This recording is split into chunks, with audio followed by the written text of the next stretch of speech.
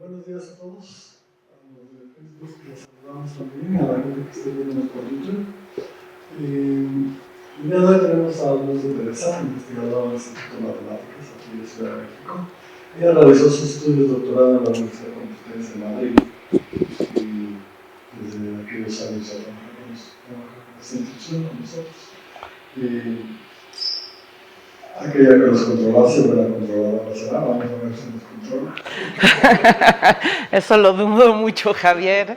Pues muchas gracias, Javier y Mucuy, por invitarme a dar esta plática, y pues muchas gracias a los que me están escuchando desde lejos y a los que están y las que están acá.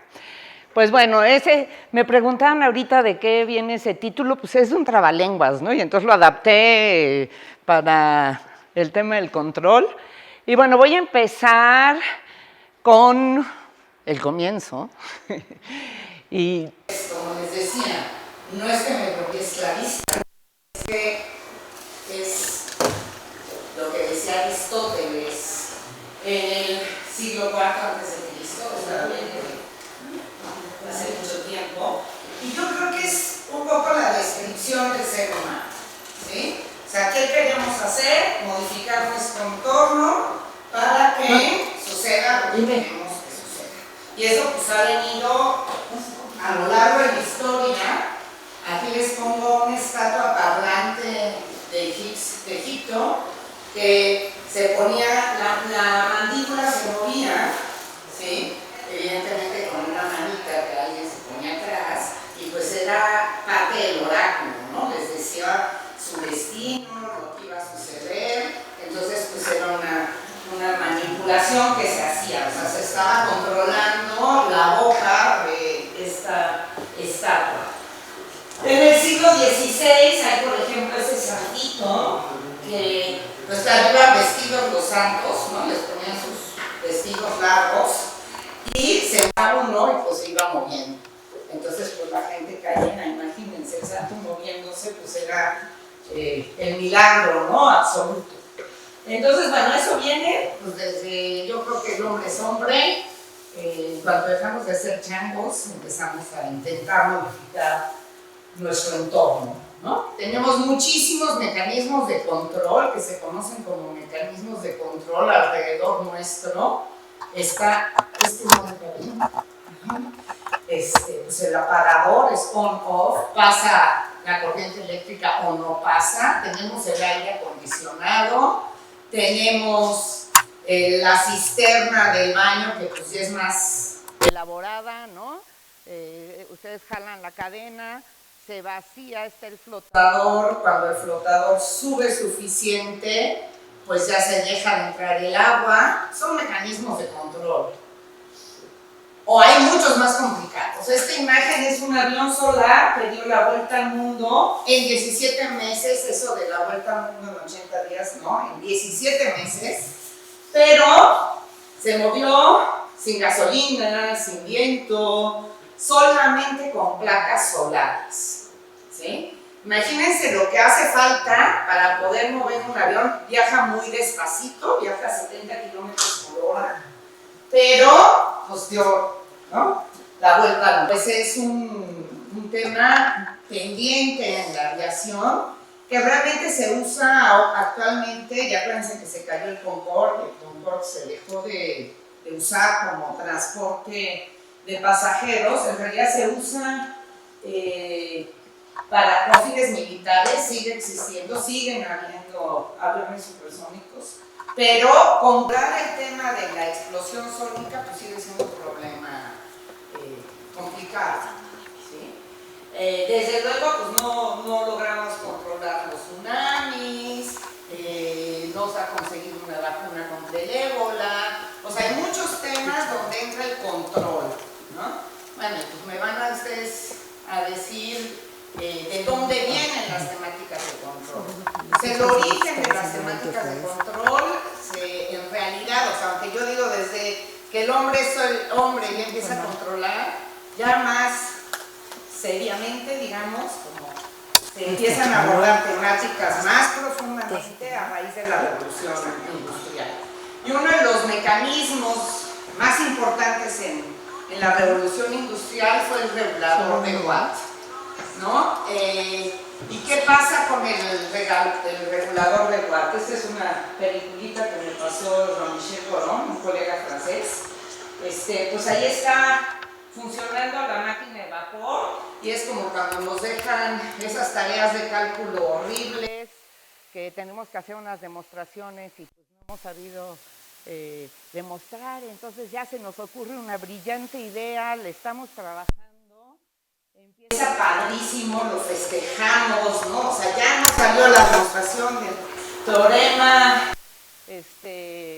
la felicidad absoluta, y pues cuando llega el profesor, pues te dice que no está bien, ¿no? Y eso pues es lo que va a pasar ahora. Es un poco larga, no está bien, ¿no? Pero van a ver qué sucede, ¿no? Ahí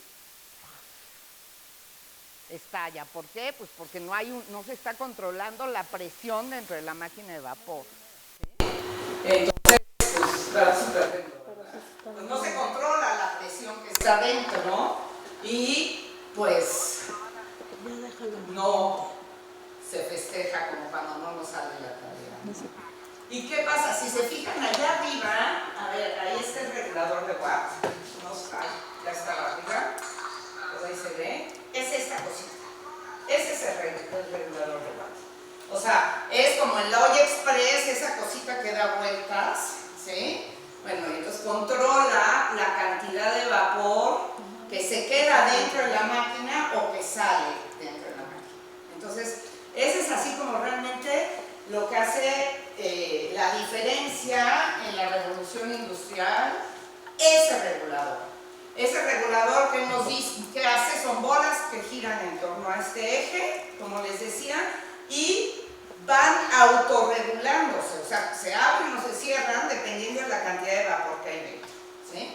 Hay un desempeño óptimo, hay una velocidad constante, o sea, hay una serie de temas que están involucrados ahí que pues no vemos con esa cosita, ¿sí? Pero bueno, ¿por qué hablamos de matemáticas? Aquí se llama hablando de matemáticas, ¿no? Les estoy poniendo puras cosas ingenieriles, ¿sí? O sea, ¿por qué? Pues porque en su inicio la teoría de control es totalmente ingenieril. Viene del ingenio, o sea, cómo nos las arreglamos para resolver un problema que tenemos. Prender, apagar la luz, el regulador de Watt, todas estas cosas pues son cosas que requieren de artilugios ingenieriles, no hacen falta matemáticas, ¿sí? Bueno, ¿qué pasa con el tiempo? Bueno, pues empieza a haber sistemas más complejos que queremos controlar y hay cosas que realmente no podemos experimentar.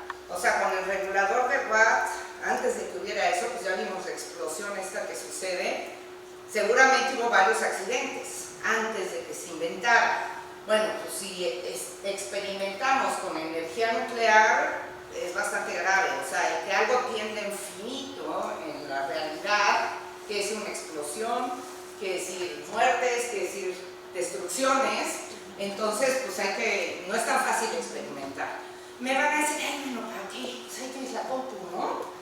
Haz simulaciones, mete toda la computadora y haz simulaciones y ya. Pues no.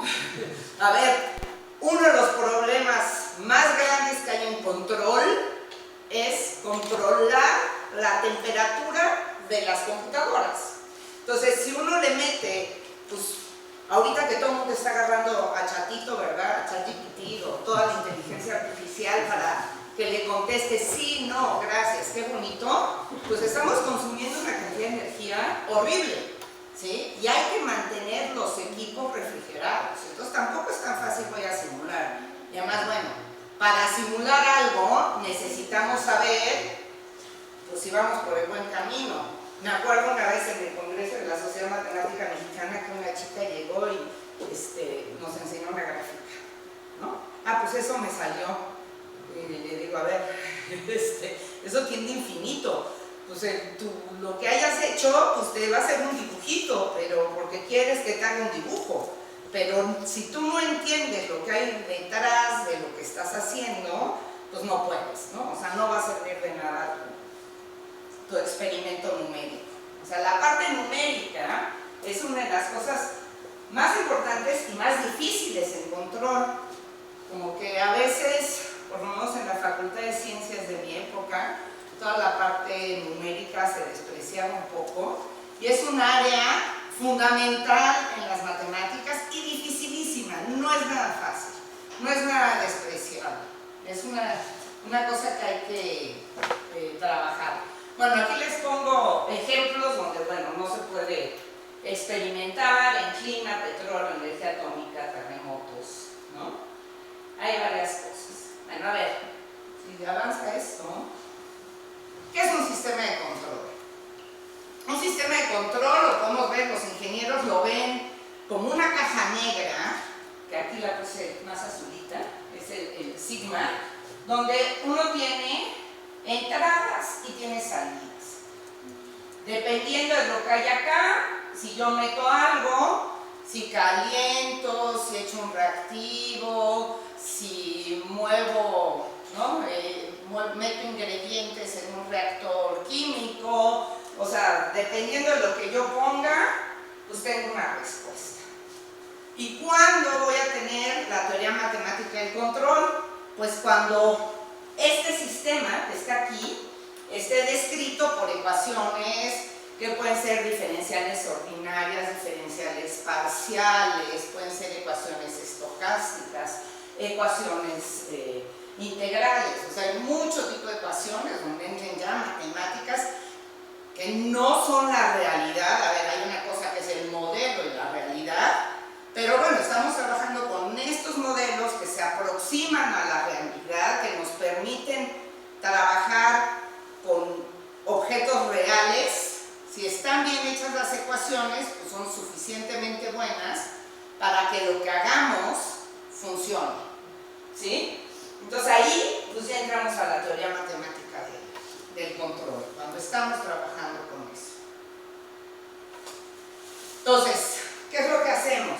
Pues tenemos estímulos mu, queremos que sigma, mi cajita, produzca una salida rho, y si yo no hago nada, pues el sistema va a hacer lo que tenga que hacer, y si no, pues va a salir lo que queremos.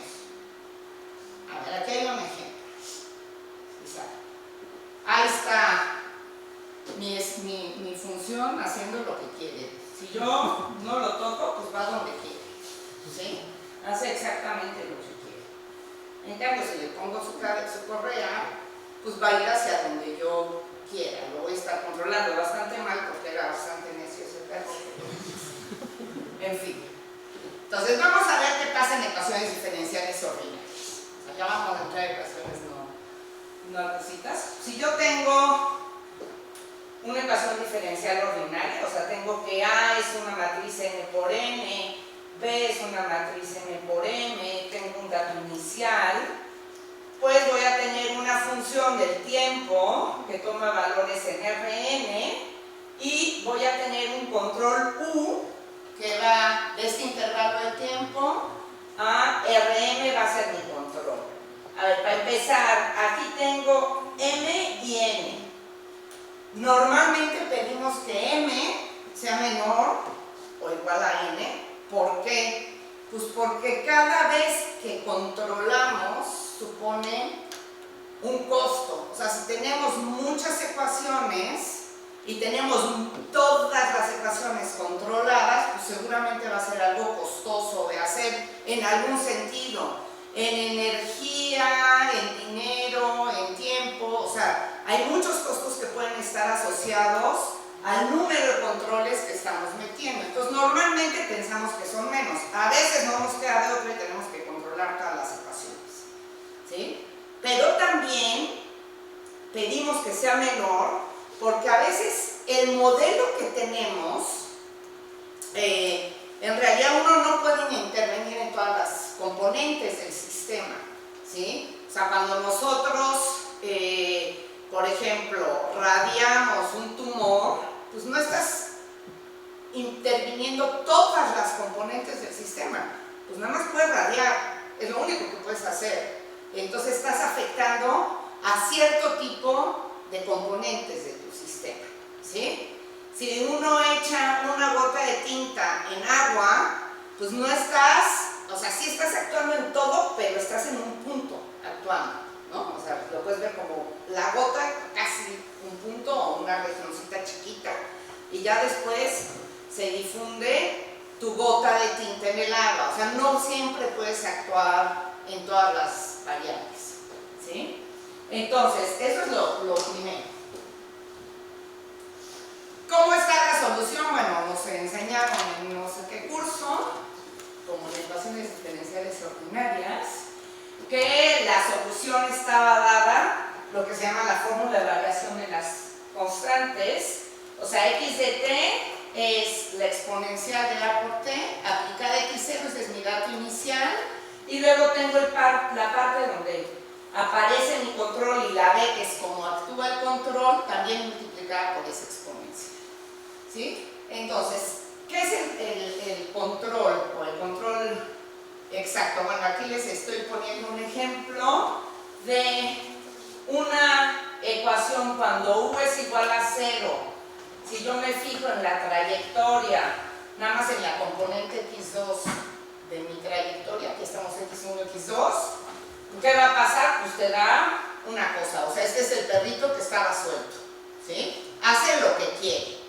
Ahora, si yo meto un control, por ejemplo, si meto coseno de t, aquí u de t es coseno de t, aquí fíjense cómo estoy actuando, mi control nada más actúa en la primera componente, o sea, es la matriz 1, 0, nada más actúa en la primera componente, pues la trayectoria es distinta, se parecen, pero es distinta, ¿sí?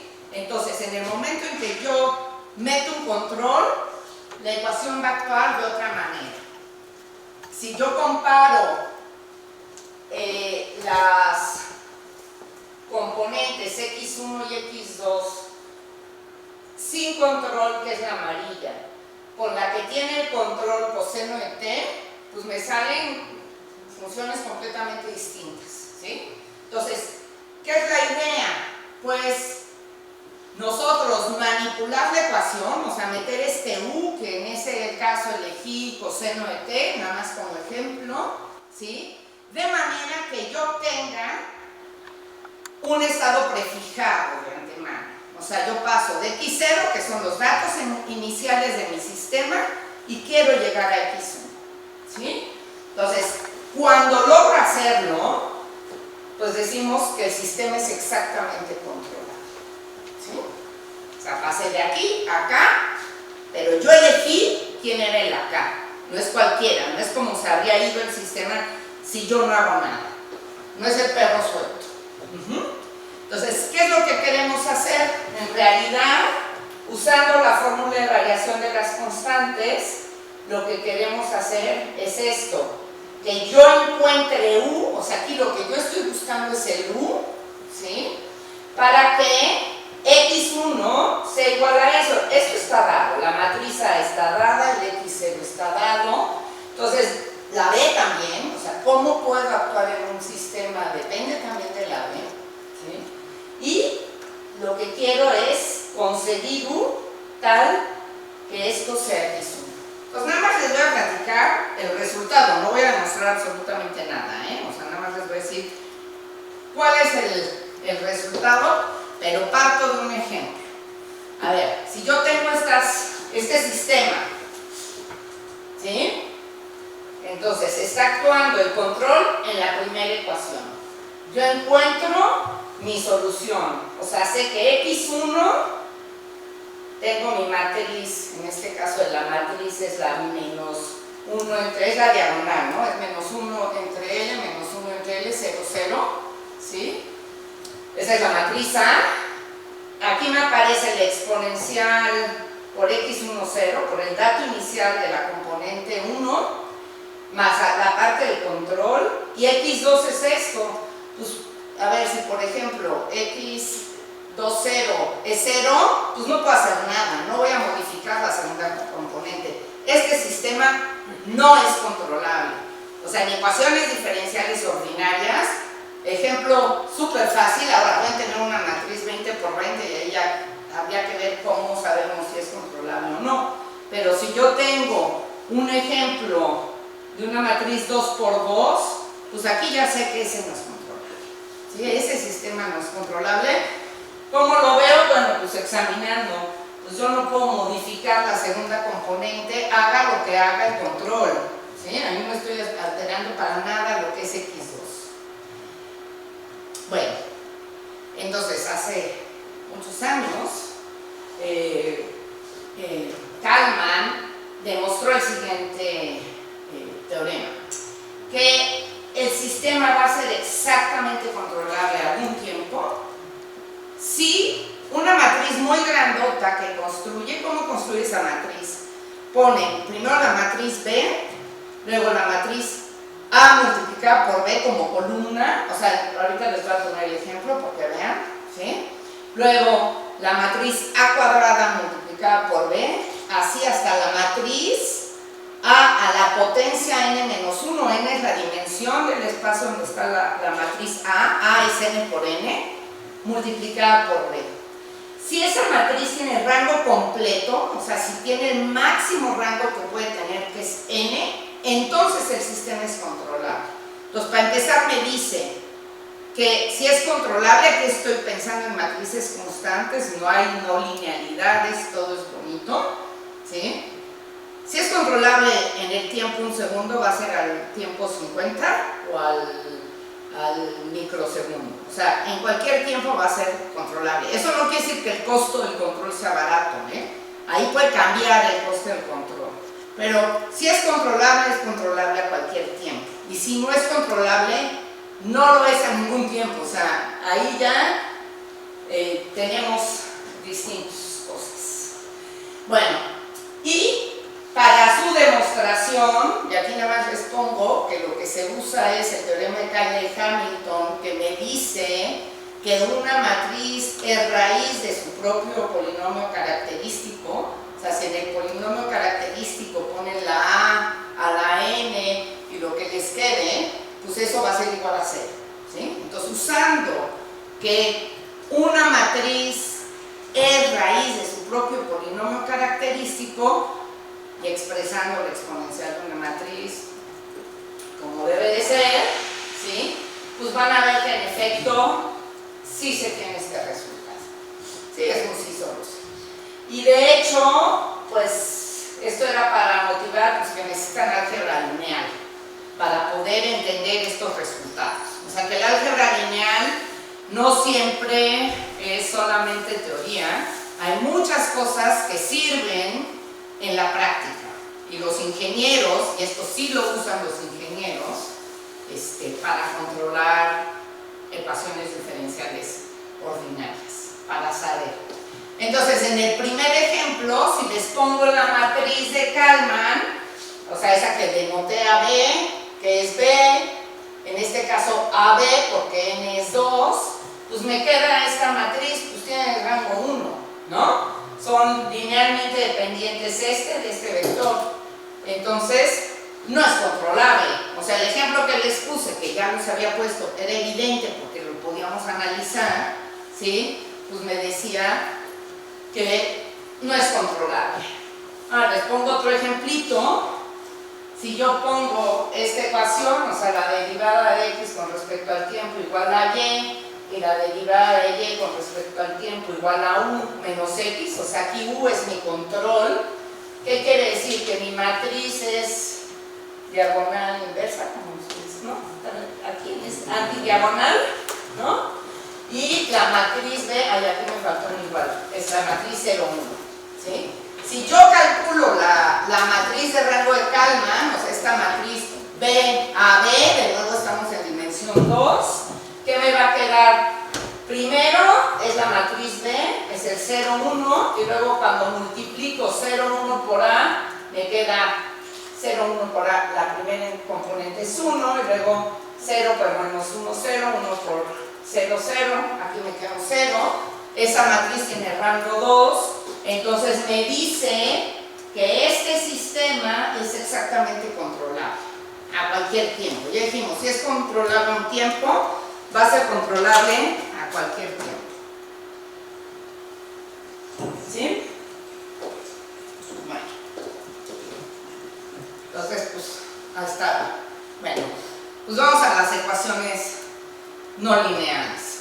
Bueno, decía León Tolstoy que todas las familias felices se parecen entre sí, pero las infelices son desgraciadas a su manera. Bueno, pues lo mismo pasa con las no linealidades o con las ecuaciones diferenciales parciales, incluso las lineales. Cada una tiene su forma de ser no lineal, cada una tiene su forma de ser ecuación diferencial parcial. O sea, en cuanto entramos al mundo de las no linealidades o entramos al mundo de las parciales, pues ya hay que ver cómo le hacemos, ¿sí? Como decimos en México, bueno, yo le puse mucho movimiento muy bonito y no lo sé usar, pues a cada perro su pedrada, ¿no? O sea, ahí sí no hay técnicas como, mira, vas a usar esta técnica, me sirve para todos. O sea, en el caso de las lineales ordinarias, la matriz de rango de Kalman me da una respuesta para todas las ecuaciones diferenciales ordinarias lineales que yo pueda pensar.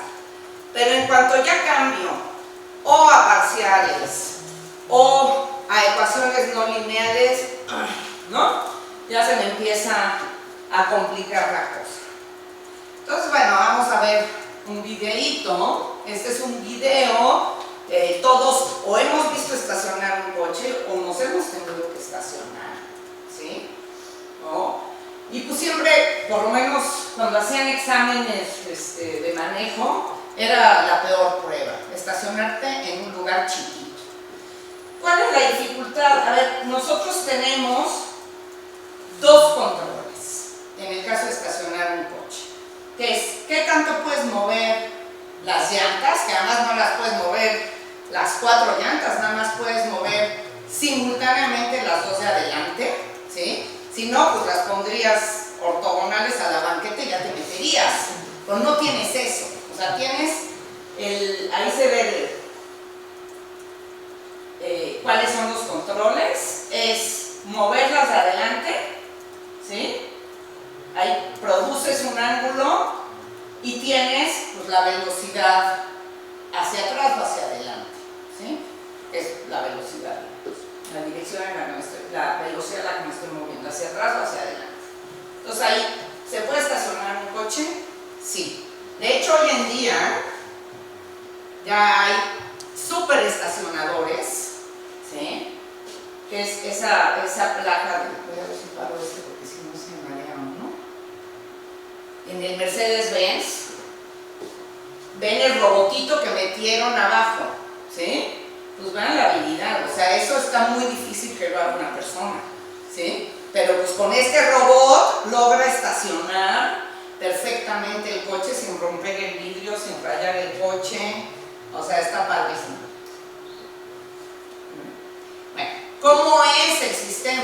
En este caso es un sistema no lineal, donde aparecen los ángulos, aparece el eje del coche, el largo, digamos, ese es una descripción, y el otro eje que es el ortogonal, ¿sí? X1, X2 son esos. Y pues tenemos dos controles, uno que es uno de los ángulos y U2 que mueve la relación de los otros ángulos. Es una ecuación no lineal, ¿no? Porque tenemos phi, teta, tenemos dos controles. Entonces, bueno, ¿cómo saber? Sí sabemos que se puede estacionar un coche, ¿sí? Pero, ¿cómo lo sabemos matemáticamente? Bueno, no me voy a poner a hacer lo que se tiene que hacer, ¿sí? Pero solamente es describirles qué es lo que hay que estudiar.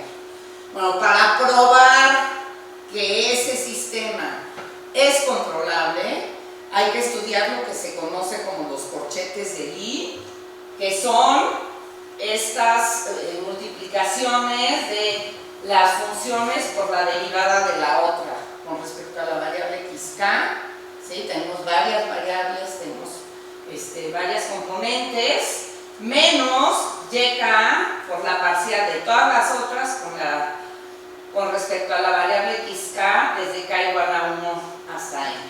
Y lo que hay que ver en ese caso es que logras todo el espacio, en ese caso el R4, ¿no? Teníamos 4 variables, que con esos corchetes logras generar todo el espacio, R4. Bueno, eso se ve en geometría o en topología diferencial, se estudian los corchetes, ¿no? Para motivar un tipo de área. Bueno, ¿qué otros tipos de problemas se pueden estudiar en control? O sea, ya vimos la idea de controlabilidad, pero pues hay muchos otros problemas, ¿sí? Hay lo que se conoce como control óptimo, y aquí mezclé control óptimo con controlabilidad, ¿sí? Ahorita les voy a poner un ejemplo. O sea, por ejemplo, minimizar cierto funcional, ¿sí? Con varias restricciones. Que los controles están en un conjunto de controles admisibles, que la Y pertenezca también a cierto espacio admisible y que satisfaga una ecuación, ¿sí? Bueno, entonces cuando es un problema súper general, o sea, no les estoy diciendo nada, les puse unas ecuaciones ahí que no dicen nada, si no me pongo a ver qué es lo que quiero y en qué caso concreto quiero hacer las cosas. Pero bueno, aquí me pregunto, ¿existe el control? ¿Puedo minimizar? ¿Puedo no minimizar? ¿Están bien las restricciones que estoy poniendo? O sea, ¿está sujeto a que se satisfagan ciertas cosas? ¿Cómo lo caracterizo? ¿Cómo lo calculo? Entonces les voy a poner un modelo, este sí es en ecuaciones diferenciales parciales, que hicieron mis colegas de la Universidad de Sevilla, y modelaron un tumor canceroso en el cerebro, inoperable, ¿sí? Y lo hicieron, bueno, pues para empezar, en vez de dimensión 3, lo hicieron en dimensión 2. Entonces, este es digamos, el corte del cerebro. Tienen un tumor, que es este rojito, el O, y mi control, si es un tumor inoperable, pues una de las cosas que se pueden usar como terapia es radioterapia. Entonces, pues está radiando cierta región de donde está el tumor o cerca del tumor, y ahí es la forma de controlar. Bueno, esto lo hacen los médicos, ya sabemos qué pasa. A ver, ¿cómo han aprendido los médicos? Pues los médicos han aprendido empíricamente a controlar estos tumores, a base de, a veces con unas radiaciones pues, que sí controlaban el tumor, pero porque mataban al paciente, entonces ya no iba a seguir creciendo el tumor, está claro, ¿sí? Entonces, ahí hay restricciones. ¿Qué tanta radiación puedes darle tú a un paciente? Porque lo que es lo importante, a ver, destruir el tumor ya no es muy importante. Lo que es importante es mantener una talla que no sea grande, ¿sí? Que le dé calidad de vida al paciente. Entonces, si tú lo radias demasiado, pues sí controlas el tumor, como les decía, pero no es lo que queremos. Entonces, ¿qué quieres? Pues que el tumor se mantenga en una región chiquita, se contenga en una región chiquita, este tipo de tumores que no puedes operar, ¿no? Entonces, bueno, el modelo es una ecuación diferencial parcial, parece que funciona bastante bien ese modelo, donde aquí aparecen las células cancerosas, tenemos la derivada respecto al tiempo, ¿sí? Aquí es la divergencia de una matriz multiplicada por el gradiente, estamos en dimensión 2, entonces es un gradiente, si no sería C sub X nada más, igual a que, pues aquí tenemos el B, que es el control que estás aplicando en ese puntito verde que les dije, ¿sí? Pero pues también tiene su forma de crecimiento, aquí aparece ρ por C, ¿sí? Y pues tienes un dato inicial más otras cosas de frontera y tienes otras variables, ¿sí? Entonces, ¿qué es lo que queremos? Bueno, minimizar el número de células cancerosas, ¿sí?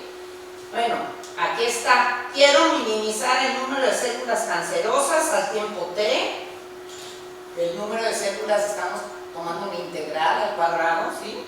Esto estamos minimizando esto. Y bueno, también quiero minimizar la cantidad de radiación que estoy poniendo, ¿sí? O sea, no quiero con una radiación enorme. La radiación está controlada, va entre 0 y m, pero también su norma al cuadrado sobre pequeño omega la estoy intentando mantener en una región pequeña, digamos, ¿no? No meter mucha radiación enorme L2 para los que sepan espacios L2. ¿Sí? Y también quiero controlar que esto sea menor que R y que satisfaga pues, mi ecuación diferencial parcial. Todo eso quiero hacer a la vez. Bueno, pues lo que ellos hicieron es un modelo de crecimiento del tumor sin control hasta que empiezan a meter el control, que es el verdecito. ¿Sí? Entonces, así crece y así, ya que empezaron a meter el control, es el control intermitente, ¿no? Cómo va creciendo. Pueden encontrar más información sobre ese tipo de temas, ahí puse las ligas. Desgraciadamente a veces los matemáticos y los médicos no nos hacemos mucho caso, ¿no? Como que a los médicos les da un poco de miedo a esos matemáticos que se les ocurrió hacer. Entonces, bueno, ahí todavía no sé si siempre se aplica lo que los matemáticos sugerimos, ¿no? Porque les da como miedito. Pero bueno, ahora que están tan de moda los Teslas y demás, pues para manejar un coche de forma autónoma, ¿sí? Es un problema de control. ¿Qué es lo que tenemos que hacer? Tenemos que ir de México a Puebla. Pues tienes que seguir una trayectoria, tienes que ir a lo largo de un camino, ¿sí? ¿Y qué pasa en ese camino? Entonces, ¿qué quieres hacer? Bueno, pues tienes una ecuación, quieres que la distancia de x de t a z de t, aquí sea mayor que 0, creo que se me está, pensé que hice mal a la hora de copiar. Tienes ciertos controles, o sea, pues, que es manejar un coche, la velocidad, ¿no? Que pues tiene que tener una norma controlada. Esta distancia, ¿qué quiere decir? Pues que no te puedes subir a la banqueta, ¿no? O sea, tienes z de t y pues no puedes invadir ni el carril contrario, ni te puedes subir a la banqueta, o sea, ya vas por algo confinado. Matemáticamente confinado, no quiere decir que en la realidad no puedas dar el volantazo y subirte y irte por la barranca, ¿no? Pero tienes algo confinado. ¿Y qué es tu objetivo? Pues llegar a Puebla. Quieres llegar que en t sea x de t, ¿sí? ¿Y qué quieres minimizar? Pues quiero minimizar la trayectoria. X sombrero es mi trayectoria dada, la que sería la óptima, pero claro, si se te aparece un peatón, te tienes que desviar, ¿sí? O sea, quieres que se mantenga esa trayectoria, o sea, si yo dibujo sobre el mapa el recorrido que tiene que hacer, pues quiero que se apegue lo más posible a ese dibujo. Pero bueno, pues en la realidad no siempre esto es lo que hace. O sea, si se fijan acá, aquí hay una camioneta, ¿sí? Entonces pues, se tiene que abrir. Y luego, no se ve tan claro, ¿verdad? Pero aquí pasa una persona. Entonces, y por acá viene otro coche. Entonces intenta no chocar y ahí va, ¿no? Pues eso es un problema típico del control, ¿sí? Donde hay controlabilidad y minimización, o sea, hay las dos cosas. Quiero llegar a este punto, pero además quiero seguir una trayectoria. Estoy minimizando la distancia con unas cosas y con restricciones. Bueno, nada más decirles que los Simpson ya habían anticipado lo del manejo autónomo de coches. En este capítulo se salen enfrente y claro, acaban armando un escándalo con los demás transportistas porque era una técnica secreta que no debía de saber los demás, ¿no? O sea, no debía de ser público. Se empieza a volver así como si fuera el camión fantasma. Ya saben que los Simpsons tienen matemáticas, muchísimas matemáticas en sus capítulos, y de hecho hay una página donde vienen Simpson y las matemáticas, y se pueden descubrir muchísimos temas de matemáticas que están en los Simpsons. Bueno, hay una cosa que se llama el control geométrico, y es lo que da el perfil aerodinámico de un coche. Aquí, pues, digo, ya quisiera yo poder tener el mejor, es el Mercedes, no es el Tesla, en el perfil aerodinámico del coche, ¿sí? El Mercedes tiene este coeficiente de no sé cómo se llama, aerodinámico, que es de 0.22, este es el mejor que hay en la industria de los coches comerciales, ¿no? O sea, porque supongo que los de carreras es muy distinto, pero el de Tesla es un poquito más alto. Pero bueno, en general, ¿qué buscamos? Pues la estabilidad de un coche. Entonces, si se fijan, bueno, cuando yo era chiquita, muchos de ustedes no habían nacido, algunos sí, como Javier, pero los demás no. ¿No? ¿Qué pasaba? Pues todos los coches eran unos cuadradotes, unas cajotas, eran enormes, ¿no? Y sí, habían unos muy locochones, el Pacer, el no sé qué, pero pues eran modernos, pues porque eran como de ovni, ¿no? O sea, eran unas formas así, pero en realidad no estaban metiendo un control aerodinámico. Si ahorita ustedes ven, casi todos los coches de un precio razonable, o sea, los más baratitos, pues se parecen muchísimo. ¿Por qué? Porque hay una forma, que es un control geométrico, o sea, ¿qué forma tiene que tener el coche para tener estabilidad? Claro que lo puedes hacer mejor el Mercedes o el Tesla, pero ya le tienes que invertir muchísimo. Entonces, para hacer eso, pues no, las empresas automotrices no se meten a hacer tanta modificación geométrica, pero puedes controlar poniendo una forma u otra forma de un coche, ¿no? Es un control geométrico. También hay control geométrico de los diseños de los cohetes, ¿sí? Antes se pensaba que tenían que tener más o menos esta forma, ¿sí? Que es pues, más angosto arriba para como cruzar la atmósfera, ¿sí?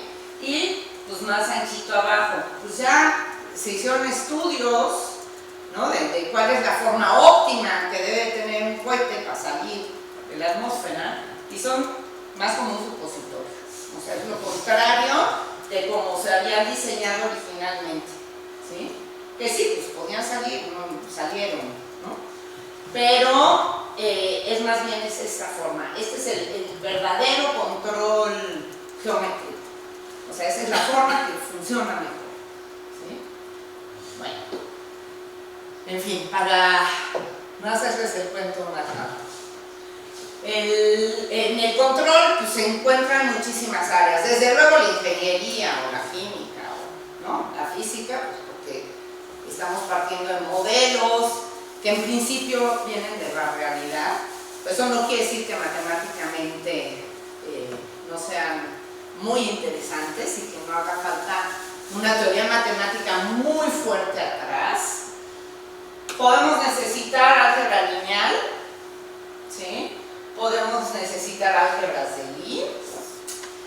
Necesitamos análisis funcional y teoremas así como el teorema de Hahn-Banach, teoremas de punto fijo, funciones convexas, optimización, todo ese tipo de temas cuando queremos controlar ecuaciones diferenciales parciales.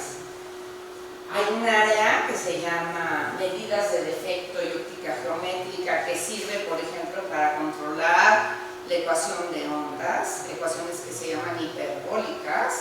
Necesitamos ese tipo de técnicas que matemáticamente son muy serias, o sea, son problemas así de, a ver quién entiende eso. Necesitamos series de Fourier para problemas de momentos, que construye familias de ortogonales. Bueno, pues es súper abstracto, ¿no? Hablar de la construcción de familias de ortogonales exponenciales. exponenciales o cosas así, bueno, pues no, es algo que sirve. Necesitamos variable compleja, como por ejemplo series de Dirichlet, unas desigualdades que se llaman desigualdades de Kahneman, que son cosas serias para trabajar. Y luego, por ejemplo, pues estudiar ecuaciones estocásticas, que yo no lo sé hacer eso, pero se me hace dificilísimo, o sea, son problemas bien complicados. Cuando uno entre a controlar ecuaciones estocásticas, son problemas muy complicados. Métodos numéricos, ecuaciones con retardo y pues lo que se ofrezca a la semana, ¿no? O sea, uno no puede elegir, ay, no voy a dedicar a control, ay, no, pero yo no quiero ver variable compleja, no se puede. Así no funciona, ¿no? A ver, algunas conclusiones. A ver, a lo largo del tiempo, a lo largo de la historia de la ciencia más, digamos, de la matemática o de la ciencia actual, se han ido refinando los modelos, cada vez son modelos que dan mejores descripciones de lo que uno está viendo, los fenómenos que uno está viendo, pero evidentemente eso implica tener herramientas matemáticas más complejas, ¿sí? Entonces, hay muchos resultados interesantes desde la modelación, que puede ser muy complicada, a resultados teóricos, soluciones numéricas que siempre van a ser aproximadas, desde luego, tener información cualitativa y cuantitativa del control, todo eso más o menos ya existe en muchos casos, ¿no? Pero pues hay mucho que hacer. ¿Por qué ecuaciones diferenciales, en particular las parciales? Pues porque mejora y agranda el conocimiento científico, porque nos permite entender, describir y modificar fenómenos de la vida real, y hay muchísimos problemas abiertos, que vienen desde el desarrollo de algoritmos numéricos que preserven el comportamiento asintótico de las ecuaciones diferenciales parciales no lineales, al análisis de aproximación de los controles que dependen del tiempo con métodos numéricos. O sea, la parte numérica, como les decía al principio, es muy importante. No es mi área tampoco, pero es una de las áreas que tienen más necesidad de gente entusiasmada que le entre a trabajar. Necesitamos información cualitativa y cuantitativa de las propiedades de control, y todos los estudios que se hagan en torno al control cada vez van necesitando más de la multidisciplina, ¿sí? Incluso de la multidisciplina dentro de las matemáticas, es decir, hablar con los analistas, con los que hacen variable compleja, con los que saben teoría de números, o sea, con distintas áreas dentro de las matemáticas, y pues también entender los problemas que realmente vienen de otras ciencias, ¿no? O sea, a ver, ¿qué necesita un ingeniero? ¿O qué necesita un médico? ¿Qué necesita, no sé, un ecólogo? O sea, intentar pensar en el tipo de problemas de control relacionados con esos temas, ¿sí? ¿Qué va a haber detrás? Un montón de matemáticas, ¿sí? Si lo que hacemos de matemáticas, pues además se aplica, pues no tiene nada de malo, o sea, está muy bien si es aplicado, y la teoría matemática detrás es súper interesante. O sea, el trabajar en este tipo de problemas obliga a tener desarrollos matemáticos importantes. Entonces, lo que les gusta es la teoría, pues ahí está, también, pues ya está.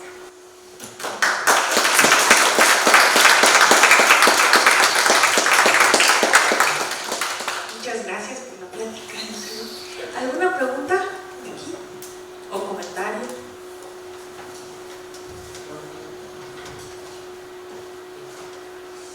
Bueno, para los algoritmos numéricos que siempre los manejan, ¿cómo lidian con el punto flotante? O sea, que son muchísimas explicaciones de matrices, ¿no? Para los algoritmos numéricos, ¿cómo? Ajá, ¿cómo lidian con el punto flotante? ¿Qué punto flotante? O sea, cuando no sé, cuando programas una integral, o sea, ¿cómo lo No controlan? entiendo muy bien lo que me quieres decir. ¿Cómo controlan ese fallo, por ejemplo? Si multiplicas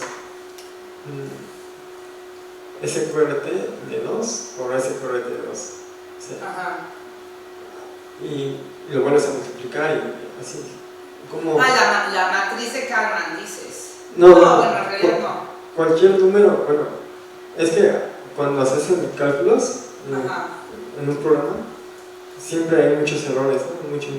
No, bueno, claro, tienes que, a ver, lo que se hace normalmente es primero un estudio teórico de la parte numérica y tienes que ver que el error que te va a salir es suficientemente chico. Eso puede obligar a usar pues cosas distintas, ¿no? Donde es un poquito más en parciales, pero por ejemplo, te va a obligar a hacer un hallazgo diferenciado en distintas zonas, ¿no? Porque si no, o sea, por eso digo que la parte numérica es muy complicada, o sea, uno tiende a decir, lo numérico, ¿no? Así como, ¿no? Ay, pues total, le pido el ChatGPT que me lo haga. No, porque en realidad hay fenómenos como uno que se llama ondas espúreas, que al hacer la discretización de una ecuación, ¿sí?, te van a salir cosas que en la realidad no suceden. O sea, el modelo puede ser bueno, el modelo continuo puede ser bueno para modelar ondas, pero una vez que discretizas, pues se te vienen cosas que no están, son fantasmas numéricos, ¿sí? Entonces, ¿qué tienes que hacer? Pues hay que trabajar con esa parte, ¿sí? A veces es, pues en una zona, en una región, hacer mallas más chiquitas, o sea, poner muchos más puntos, y en otra región puedes poner menos puntos, ¿no? A la hora de, o sea, tú tienes tu región donde está la ecuación y pues tienes que partir, tienes que poner puntitos, no puedes hacer algo continuo en el numérico, eso no existe, ¿no? O sea, en la realidad la computadora solamente trabaja con números racionales, o sea, y con, ¿no? O sea, con puntos en el espacio así. Entonces, tienes que entender primero numéricamente lo que puedes hacer, ¿sí? El entender numéricamente quiere decir que la teoría que vas a meter es súper importante. O sea, yo en mi curso de análisis numérico, lo que más aprendí fueron espacios de Sobolev, que son los espacios de análisis funcional donde tienes que trabajar con ecuaciones diferenciales parciales. ¿Por qué? Porque necesitas entender dónde va a vivir tu solución o en qué espacios, ¿no?, funcionales va a vivir tu solución para entender qué es lo que estás haciendo numéricamente. Si tú no entiendes esa parte, pues sí, puedes hacer cuentas, pero esas cuentas van a tener problemas. Y ese es lo delicado de la parte numérica, ¿sí? Te pueden salir cosas que no están si el hacer el proceso numérico tiene muchas complicaciones. Que hay que entenderlas. Yo no soy experta en numérica, pero sé que existen esas complicaciones, ¿sí? Sí, Si bueno, ya cómo se hacen, no lo sé. Bueno, a veces llega, por ejemplo, cuando haces en el programa uno entre K, hasta 52 y te da 0 en una computadora. Entonces eso también podría, pues, sí causar como accidentes, ¿no? No, porque, bueno, a ver, ¿hasta cuántas cifras de aproximación sirve tu método? O sea, ahí tienes que también tú entender qué es lo que quieres hacer, hasta dónde puedes llegar. Sí, o sea, sí, en algunas ecuaciones, pues, tienes que llegar más que 1 entre 52, ¿no? 1 entre 10 a la 100, yo qué sé, dependiendo del problema. Por eso es muy importante entender cuál es tu error, qué tan bien está tu método numérico, cómo depende del paso que estás utilizando, ¿sí?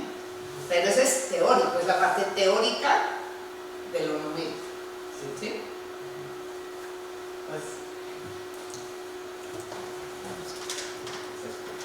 Gracias, Lucero, por la charla. Tengo una duda que es más una curiosidad que otra cosa. Al principio nos hablaste de las ecuaciones ordinarias lineales y todo funciona muy bonito. Si nos vamos al mundo no lineal, las cosas empiezan a ser complicadas. Entonces sí puede haber como alguna cosa que esté como en la mitad del camino. Si tienes una ecuación diferencial no lineal que conoces bien y el control no es en la ecuación, sino simplemente en las condiciones iniciales. No sé, es la mitad de las condiciones iniciales y las otras son tu control para llegar a algún punto que quieres. No lo he visto que yo sepa, no. Pero supongo que se puede plantear. O sea, ¿qué condiciones iniciales le metes para llegar a algo en una parte? Pues sí, se puede plantear. El problema es que no creo que sea muy físicamente relevante. O sea, porque en general, ¿qué es lo que pasa? Lo que tú seguro no controlas o sabes poco son las condiciones iniciales de un sistema. O sea, siempre va a haber perturbaciones a ellas, ¿no? Entonces, estas perturbaciones, pues te modifican muchos temas de control, ¿no? Pues uno de los temas que, por ejemplo, trabajan en ingeniería es, a ver, tú tienes un modelo, tienes un avión volando, ese está volando en realidad, ¿sí? O sea, ahí está volando el avión. ¿Cómo detectas que hay una falla en el avión? O sea, ya que se cayó, no. Intentas ver si antes de que se caiga, tú puedes determinar la falla del avión, ¿sí? Entonces, ¿qué haces? Haces un modelo, copia de tu avión, pero del avión tú no sabes las condiciones iniciales exactas, ¿sí? De ese avión que está volando, pues porque no sabes la temperatura exacta, no sabes las perturbaciones que había en el aire exactas. O sea, hay muchos datos que tú no tienes precisos. Pero en tu modelo matemático, en el que tú tienes en la computadora, sí puedes poner los datos que tú quieras. Entonces, ¿cómo detectas eso? Bueno, es una cosa que se llama observadores. O sea, ¿qué es lo que tú ves del avión para que tú puedas inyectar a tu modelo matemático y que te diga qué diferencias hay entre tu avión volando y tu modelo de la máquina, ¿no? Y entonces puedas detectar fallas. Si tú logras hacer que el error que tú mides, el error entre el avión volando y el que tú tienes en la máquina, tiende exponencialmente a cero, si hay una falla lo vas a detectar antes de que se caiga el avión, ¿sí? Hay ese tipo de problemas que es importante. Tienes problemas donde, bueno, se llama control insensibilizante, que es cuando no conoces bien los datos iniciales y quieres que una función que depende de tu solución, pues no note demasiado estas perturbaciones, ¿no? Porque en realidad, pues uno no tiene los datos exactos en la realidad, ¿no? Entonces, bueno, eso se llama control insensibilizante. A ver, hay muchísimas temáticas de control de las que me hablé, nada más les quería contar un poco qué técnicas se usan, qué matemáticas hay detrás, ¿no? Es un poco para dar idea de cómo se trabaja esto. Y no soy experta en muchos campos, ¿eh? Pero no por mucho, sí. Gracias. Una última pregunta por allá.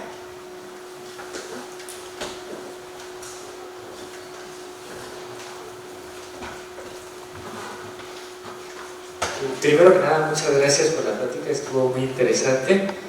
En la parte donde mencionó de las multidisciplinas, mencionó la teoría de números, ¿no? Me gustaría preguntar cómo puede la teoría de números como apoyar, ¿no? O cómo los podemos relacionar. Mira, yo tengo un artículo con un colega que hace teoría de números. ¿Por qué? Porque, claro que no les puse esto, ¿no? Pero una de las formas, sabíamos la matriz de rango de Kalman, ¿sí? Bueno, eso en ecuaciones diferenciales parciales no nos sirve, ¿sí? Entonces, en ecuaciones diferenciales parciales, uno trabaja, que también se puede hacer en ordinarias, trabaja con demostrar una desigualdad. Y cuando uno quiere demostrar esa desigualdad, que se llama desigualdad de observabilidad, pues puede entrar una relación con números, con teoría de números, o sea, ¿es válida la desigualdad o no? Entonces, por ejemplo, con ese artículo que tengo con Florian Luca, me ayudó a demostrar que había números donde esa desigualdad nunca es verdadera, ¿sí? Entonces, el sistema correspondiente nunca es controlable, ¿sí? No es controlable en ningún tiempo. Y luego con otros colegas, usando series de Dirichlet, hicimos una cosa que, bueno, reestudiamos. Tuvimos que estudiar profundamente un tema que se llama índice de condensación de una sucesión, y ahí vimos que en ese mismo ejemplo que habíamos visto con mi colega de teoría de números, había de hecho lo que se llaman tiempos mínimos de control. O sea, podía yo conseguir números, en los reales, o que me daban control para todo tiempo, o que me daban nunca control, que eso es lo que hice con Florian Luca, y algunos que yo podía obtener pues, tiempos mínimos, ¿sí? Todo eso está relacionado con teoría de números. Bueno, pues le agradecemos una vez más a Lucero esta hermosa plática. Y los invitamos a el 13 de noviembre. Vamos a tener a Octavio Zapata del Departamento de Matemáticas de la Facultad de Ciencias con el título Entrelazado de valores propios de gráficas. Así que nos vemos por aquí y si no pueden llegar, nos vemos en YouTube y en Facebook.